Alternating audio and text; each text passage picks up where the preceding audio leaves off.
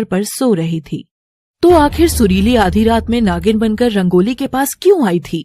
क्या वो अपनी ही सहेली की दुश्मन बन बैठी थी, सिर्फ इसलिए क्योंकि वो जगह जगह तरह तरह के फूल खिले हुए थे और सभी कार्यक्रम में शामिल होने के लिए आ रहे थे। नागलोक की एक नागिन सुरीली दिखने में ज्यादा सुंदर नहीं थी, लेकिन उसे तैयार होने का बहुत शौक था। वो अपने कमरे में तैयार हो रही थी। सुरीली बेटा, तुझे कितना वक्त हो गया है, अभी तक तैयार नहीं हुई है क्या?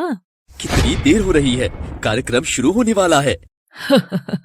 कितना शौक है ना हमारी बेटी को तैयार होने का। हाँ, मुझे तो सुंदर दिखने का बहुत शौक है। तभी उनके घर पर सुरीली की सहेली रंगोली आ जाती है, जो दिखने में काफी सुंदर थी, लेकिन वो बिल्कुल साधारण बनकर रहती थी। अरे रंगोली बेटा, अच्छा है तू आ गई। जाकर बोलना सुरीली को कितनी देर से तैयार हो रही है। अच्छा, मैं अभी जाकर देखती हूँ। रंगोली बेटा, हम दोनों तो जा रहे हैं कार्यक्रम के लिए, तुम उसे लेकर आ जाना। ठीक है, आप जाइए, हम दोनों आ जाएंगे। तो रंगोली अपनी सहेली सुरीली के पास जाती है और वो आईने के सामने खड़ी होकर अभी तक बालों में गजरे लगा रही थी। आ गई? अरे तू तो बिल्कुल भी तैयार नहीं होकर आई। तुझे पता है ना मुझे तैयार होने का शौक नहीं है। हाँ, अच्छी बात है, आज तो मैं ही ज्यादा सुंदर लगूंगी, देखना। कोई बात नहीं, तू तो मेरी इतनी प्यारी सहेली है, तू सुंदर लगेगी तो मुझे खुशी ही होगी। हाँ चल ना, मेरी मदद कर ये गजरे लगाने में। तो रंगोली उसके बालों में गजरा लगा देती है। बस थोड़े से गहने और पहन लूं। हाँ, पर तू इतना ज्यादा क्यों तैयार हो रही है? सिर्फ छोटा सा तो प्रोग्राम है। तो क्या हुआ, मुझे तो रोज ही ऐसे तैयार होना अच्छा लगता है, तू भी हुआ कर ना।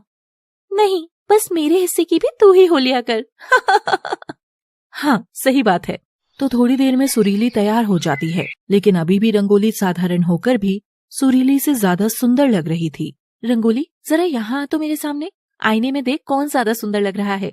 सुरीली, तू ही सुंदर लग रही है, मैं तो बिल्कुल भी तैयार नहीं हुई हूँ। देख तो मैंने कितने साधारण कपड़े पहने हैं। है ना, वही तो मैं देख रही हूँ, मुझे ही ज्यादा सुंदर लगना है।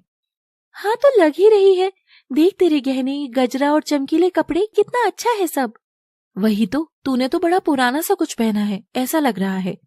हाँ, ये तो बहुत साल पुराना है। खैर, दोनों बसंत पंचमी के कार्यक्रम में जाने के लिए निकलते हैं। तो रास्ते में उन्हें कई नागलोक के नौजवान दिखाई देते हैं, जो बार बार सिर्फ रंगोली की तरफ देखकर मुस्कुरा रहे थे। रंगोली उन्हें नजरअंदाज कर रही थी, लेकिन सुरीली उन्हें देखकर चिढ़ गई थी। अरे देख तो, जाते जाते सभी युवक तुझे ही देख रहे हैं। मैं इतनी तैयार हुई हूँ, मुझे तो कोई देख ही नहीं रहा। तूने ध्यान नहीं दिया, पीछे 3-4 युवक निकल कर गए थे, वो तुझे ही देख रहे थे, मुस्कुरा रहे थे। क्या सच में? और तो क्या, छोड़ना, इन लोगों का क्या ध्यान देना, हमें तो अपने कार्यक्रम में मजा करना है। तो कुछ दूर जाने पर उन्हें 2 बूढ़ी औरतें मिलती है।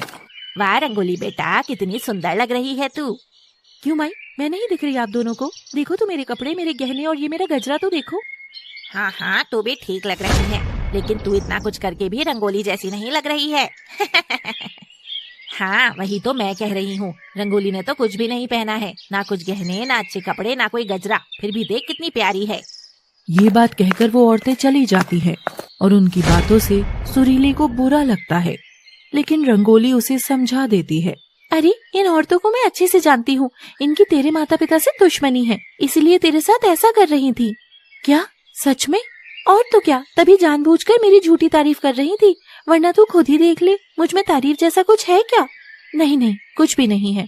वही तो, वो तुझे जानबूझकर जला रही थी, क्योंकि वो तेरे माता पिता को पसंद नहीं करती। अच्छा, अब मैं समझी, चल छोड़, हम चलते हैं। तो दोनों आगे कार्यक्रम में जाती हैं। वहाँ काफी लोग आए हुए थे और कुछ साधु बाबा भी थे। देख तो, यहाँ कितने पहुँचे हुए साधु बाबा आए हुए हैं, जाकर सबको प्रणाम करते हैं। नहीं, रहने देना, प्रणाम करने से क्या हो जाएगा, वो आशीर्वाद देंगे, अच्छा वरदान मिलेगा। हाँ, फिर तो मैं जरूर जाऊंगी, मुझे तो अच्छा वर चाहिए और सुंदरता का वरदान भी चाहिए। तो दोनों एक साधु बाबा के पास जाती हैं और उनको प्रणाम करती हैं। बाबा जी, मुझे वरदान दीजिए कि मुझे अच्छा वर मिले और मैं हमेशा सुंदर रहूं। पुत्री, सुंदरता का वरदान भला कौन मांगता है? मैं मांगती हूँ, यही मेरी इच्छा है बाबा जी। ये तो ईश्वर के हाथ में है, सुंदरता मांगने से नहीं मिलती पुत्री,